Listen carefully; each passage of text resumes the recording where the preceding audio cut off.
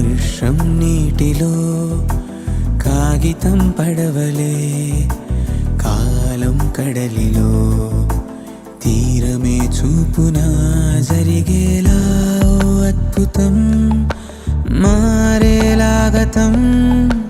నిన్నే నువ్వు అన్వేషించరా కొత్తగా ఈ క్షణం. నువ్వు వెళ్ళిన దారిన గమ్యము లేదని తెలిసెనుగా నడిచాక, మొదలైన చోటికి తిరిగొస్తావో గెలిచా